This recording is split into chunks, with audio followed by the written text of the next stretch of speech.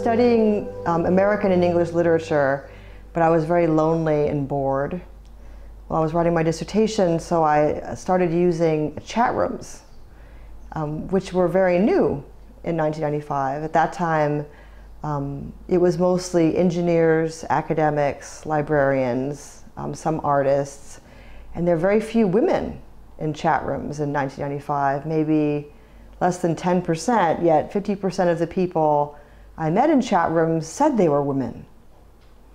So I was very interested in this question of people changing their identity and representing themselves as having a different gender. In 1995, transgender was not an identity exactly, and it was still a very homophobic society. But I met a man who, I met an Asian woman who wanted, and I thought, I'm an Asian woman, I'll talk to this Asian woman. She said she was a geisha and talked about sex a lot. And I talked to this Asian woman and I realized it was actually a white man.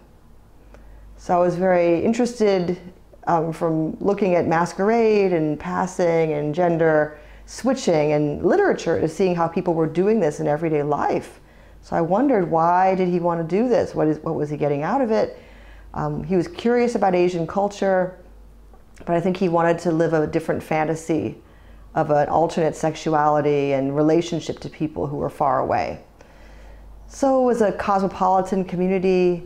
I could see people engaging in writing practices that were new practices, using new pronouns for themselves.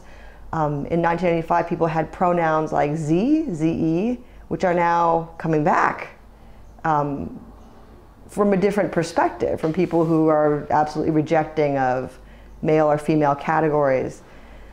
So I decided that literature was not an evolving field in the same way as this was, but that many of the techniques of studying literature, which were to look at language carefully, to see what traditions people were speaking in. So this man had read a lot of literature about Japan, and he was actually using that to create his own identity, to represent a realness or authenticity about being an Asian woman. And I've been studying that ever since. So in '95, there was barely the World Wide Web. Chat rooms were somewhat popular. The internet was hard to use, very expensive. And now it's been 22 years since that time, and people are using mobile more for computing. It's interesting to me that young people don't think of mobile as computing, but it is. It's exactly everything miniature and kind of wireless and easier to use. So as a teacher at the University of Michigan, I've been teaching digital studies for 20 years only, and the classes are getting bigger all the time. Because I think humanities students realize this is where art, literature, movement, engagement with the public is all happening, and they want to work in those fields, but they realize those fields have history and they have often controversies around them about gender, particularly about race.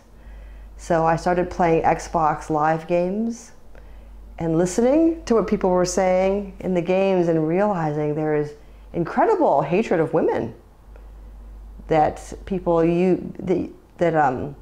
when no one can see each other, you often see like terrible threats against women and incredibly sexist talk. So I was interested in understanding, not condemning it, but understanding it. You know, where does the desire come from? Where do these insults come from? How does that practice of communicating create opportunities for either being a different gender or criticizing a different gender? Yeah, I've decided to focus my research in two areas, both of which are very big because the internet's gotten very large, and video game culture is one of them. Both video games as texts that signify identity. I teach a game called Journey, which I think is a beautiful, it's a Sony PS4 game, where players are cooperative and no one has a gender. It's very interesting how they created an avatar that has no gender, A lot of people cry at the end because they connect with other players who help them. It's a game where you can only help people. And I study social media. So those are the two aspects. And that used to be a smaller thing, and now it's gotten very big. So I study Twitter. I've written about, I've not written about Instagram. It's a little hard for me because as an older person to understand it. Snapchat I do not understand, particularly World of Warcraft I played for 10 years. So I can write about specific, communities and games very, very well. So I study race and gender, and now interested in material culture of the internet. So when we use our cell phone, we take for granted that somebody created this object for us. I think my students think that cell phones are made by robots, but they're made by women exclusively. If you have a cell phone or a computer, it was made by a woman in China. Almost certainly I can tell you a woman in China. In a big factory with maybe 1 million people in it. So how do we understand that practice of gendering the making of electronics? Why is it only women who tend to do that work? Why is it in Asia? And how is it that we forget the platform when we're using it? So for Twitter, it's 140 characters. Somebody decided that. There's no way to change it. There's now kind of workarounds to making Twitter long form, so you can do 1 of 5, 1 of 6. And people who study literature understand that serial writing is a tradition. It's not anything new, but people are learning how to employ serial writing to do long things with short forms. So I'm very interested in that as well. So we need to understand it, right? I think that the danger is privacy, actually. I'm very concerned about young people having information about themselves, about their sexuality, which could endanger them if somebody is able to access it. The inability to erase material is very concerning to me. I'm very mistrustful of industries that say they have anonymous data, but I'm not sure that it's anonymous. So I feel like we are continually pouring valuable data of our own into every platform that we use, and have not really stopped to think about how valuable that is to our own development, but also to protect ourselves. So I don't study the technical part of the internet as much, but I'm very interested in things like Tor or Signal, which try to protect users. I use a VPN myself at home. And I'm not even sure that's enough at all. But, in some ways you have to go back to the 90s when we did our own kind of, you had to do some programming, you had to do some actual line command work to use the internet. In some ways now I think we're going back to that to be proficient and to protect yourself, you have to understand more about computing. So I feel like humanists know how to use libraries and archives, but knowing how to use digital archives is just as important, I feel. So I think a revolution is coming where users are going to want to claim back their own personal data. And whether governments are going to help that or whether there's going to be a social movement to enable that, I think that that's inevitable. That's my feeling about it. Yeah, I've been teaching courses on video games mostly for the last 10 years because students are so passionate. They really are happy to take a course. They've been studying video games most of their lives and have never had a conversation about it. So how do images affect women when they play video games and they see violence against women? Or how does it affect our understanding of history when we see the Cold War reenacted and you get to kill somebody who looks like you or who looks like your enemy or something? So I feel like it's required to teach students about this, not just about safety, but the basics of how the internet works. You know, who has the image? You know, is it on a server? Who owns the server? How is the company financed? What's its incentive to provide privacy for people? Women often are shamed by having naked pictures. I feel like it hurts them more than it hurts men. So I think one of two things will happen. Either everybody will have a naked picture and no one will care. And so you'll be prime minister, everybody's naked picture will be out there, so it will be absolutely normal. Or there will be continued shaming of people who are vulnerable people because they did not receive the education, right? So I think if we want people to understand how the means by which they construct their own self, so the technical means, but also the material means, you know, how the platform, the device affects what you can do. I have students who bring in the reading for the class on their phone. So they read the articles on a small screen. What? Oh my gosh, okay. So that's a very different experience of understanding theory if you're reading theoretical work. In some ways it's beautiful because you have to, you know, someone like Nietzsche wrote in such short paragraphs, such short chapters, you're creating a kind of aphoristic experience for yourself where everything is kind of pithy and short. So something like Twitter, I think Nietzsche was doing like a Twitter kind of project because everything is very pithy and concise, right?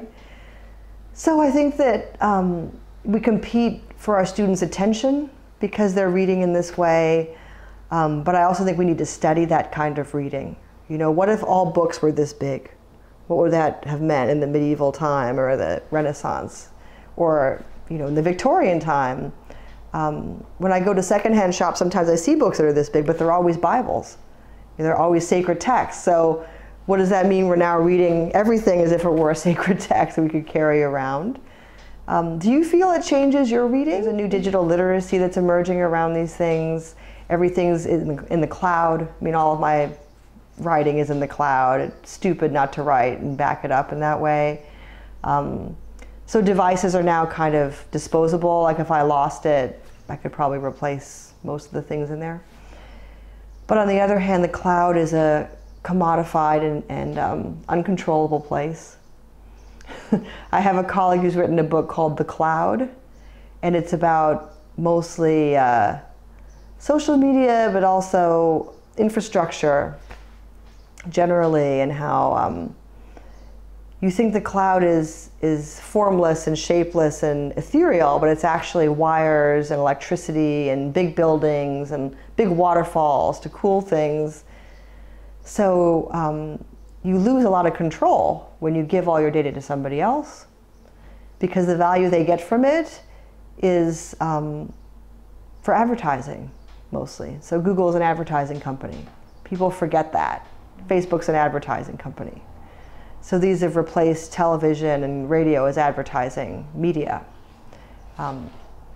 So in some countries, television was not financed by advertising. It was financed by the government. But now this has all become privatized, you know? So I think there's a lot of concern, especially because these industries rarely employ women as programmers. So women often find it hostile. I'm going to talk about this as well. And there's a company called Uber. So you might have Uber in this country. And the labor practices are really difficult. People get paid not as much. But also, they had a scandal because Arianna Huffington was on their board of directors, and she was the only woman. And she said, if we have another woman on this, or she said, if we have one woman, me, on the board of directors, it will help the company because we'll get more women. And there was another member who said, what will happen is that we'll have more talking because women talk too much. And then he had to resign. So Uber's had a lot of problems with sexism, disregard for women, disrespect for women, and it's really hurt them as a company. There's a lot of people who are not using Uber now because the man who runs it is a horrible, horrible sexist. And he's trying to look better. I don't know if he's trying to be better, but it's actually harming perception of the company. So he needs to employ some women's studies trained workers. That's where women's studies is valuable, I think, to deal with unconscious bias, because he doesn't think he's sexist, or he doesn't care because the culture is that way. So I think that students need to study this because they want to work in those industries. These are the industries that are growing. So understanding the culture that's there is really important, I think. So, this is all, we forget, this is all writing. This is happening through writing. A lot of face-to-face conversation is video like we're doing now, but what people are doing all day is writing, with their thumbs. So how does literature help us understand writing practices? I think people write more than they ever have. Writing for the public, writing for their friend, writing for themselves. It's a continual writing. And that's not been talked about very much, right? You're continually producing your identity for many different audiences. If you added up all the writing you did in a month, it would be several novels. So there's only one group of people in the academia who look at that, and that's people in rhetoric and literature. So I think we can use those skills more effectively if we look at the digital. It is the real world. I think, so have you played Pokemon Go? Oh, are you playing Pokemon Go? I'm the last person playing Pokemon Go. It was a trend. So it lasted for a year. It's very popular. And people were excited about it because it was an augmented reality. So you could see your everyday world, and superimposed on this is a little monster, and you have to throw a ball and catch him. And you could see him in your office, you could see him in the park, and people thought this was so great that video games are now in the real world, that it's not separate from the real world. But it's always been augmented reality. It's always been. It's just that with Pokemon Go, you have a little monster to negotiate with. So, Facebook bought a company called Oculus Rift, which is a virtual reality company. And the original application was for video games, but I think the final application for them is going to be social life. That's their brand, and that's the market. I mean, Facebook is not really a gaming company. So when that happens, I think it will be. You'll be with friends and people and environments in real time. So I think people were worried that the real world was losing something when people were engaged in their phones or in their laptops. But, we do education online now. We do a lot of socializing online, create art online. So I don't see major distinctions. I mean, the distinction to me has to do with access. People who have expensive phones, who have Wi-Fi, electricity, those are the people who aren't living in the real world in some ways, right? They're lost in the kind of archaic past. So instead of the real world being destroyed by the internet, I think it's enhanced. It's people who don't have it, who feel like they're in an unreal world.